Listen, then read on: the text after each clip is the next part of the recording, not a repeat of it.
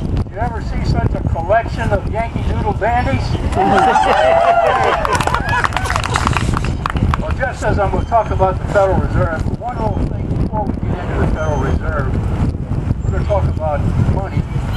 And you know, the Bible talks about money a lot. You know, 1 Timothy chapter 6 says that money is the root of all evil. Isn't that the truth? On down from there. And then, you know, 5,000 years ago to now, we made a big leap. In fact, there's a book about that over there that everybody should examine. It's called The 5,000-Year Leap by Cleon Skousen. If you haven't got a copy of that, get one today.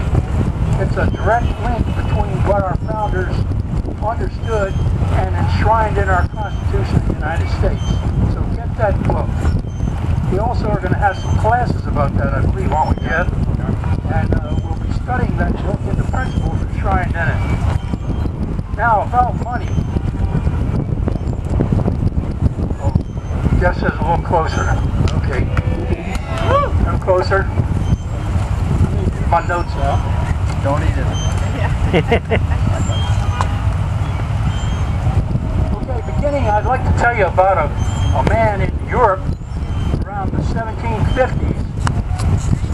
He developed the banking industry, which has become the world banking industry today. His name was Mayer Amschel Rothschild. He had 5 sons, and he sent each one of his sons into a different country in Europe. England, France, Italy, Vienna. I don't remember the other country. But they established a banking dynasty in Europe that grew very powerful. What they would do is loan money to the governments, and when the governments couldn't pay the money back, they would start wars. They learned that through having wars, they could become very wealthy men by playing one side against the other. And it's gotten a lot worse. Enough about that history, but it ties in directly with our history.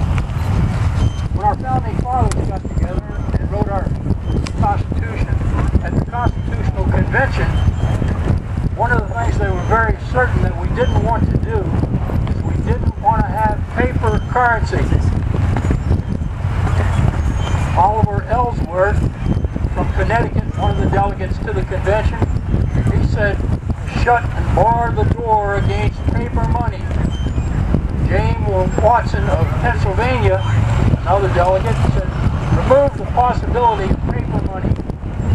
And then John Langston of New Hampshire said, "I would reject the whole Constitution if paper money is not barred."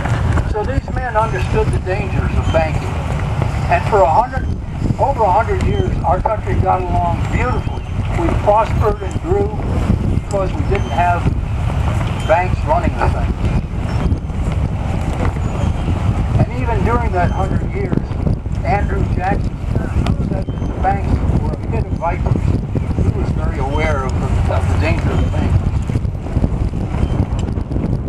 Finally, in 1913, these powerful men were able to influence enough people in government to get past the Federal Reserve System. That was in 1913.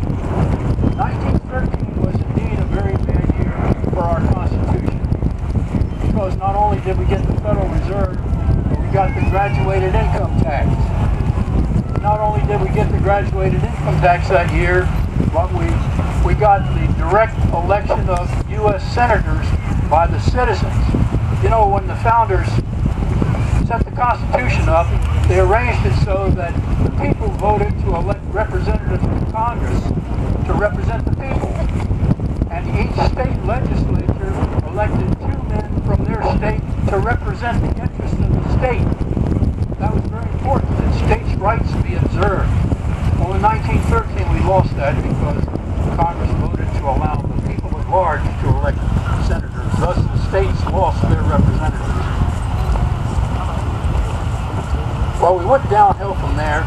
After 1913 then, at that time, our money was backed by gold and silver. It even said on our bills, you know, you could redeem them for gold. There are only 3 kinds of money. There's commodity money, that's the precious metal or the silver, or other commodities have been used throughout history. Then there's fiduciary money, that's paper money which says that it's redeemable for gold or silver. And then there's the money that we have today, which is fiat money. It's not backed by presses or printing it. And look at the value of the dollar. It's gone from $1 all the way down to worth 5 cents of what it was in 1913. Put it closer Okay, to your mouth. louder. Move closer. So that basically it summarizes some information about the Federal Reserve. What can you do? The first thing you can do is educate yourself about this. This is so important because once you understand the problem a little more in depth, it'll be very easy to talk to some of your neighbors and fellow citizens and convince them, show them what the problem is.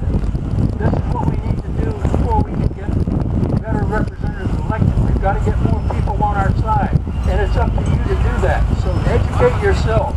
There are a lot of good books. A good book on the Federal Reserve System is one called The Creature from Jekyll Island by Ed Griffin. Probably some of you have heard that, but you might want to make a note of that. The Creature from Jekyll Island is a very definitive history about how the Federal Reserve System came into existence in the first place. Another thing we need to do as citizens, we need to work to repeal the legal tender laws. Now these are the laws that Congress has passed which says that the paper money is legal tender. We need to repeal those and get back to sound money. We need also to reduce government spending.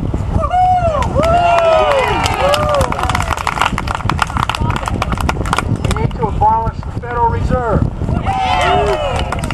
And we need to support Congressman Ron Paul's House Resolution 1207 that would open the Federal Reserve. That bill currently has 230-some co-sponsors, is what I'm aware of, which is more than half of Congress. 248, I'm told. So that bill will pass if we can get Pelosi to bring it to the floor for a vote.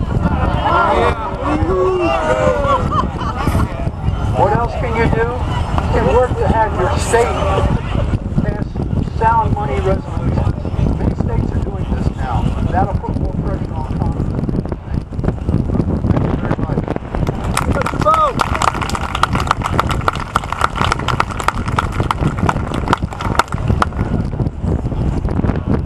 Thank you, Tim. Next, we'd like to bring up Gary Gonzalez, a doctor from Oceanside.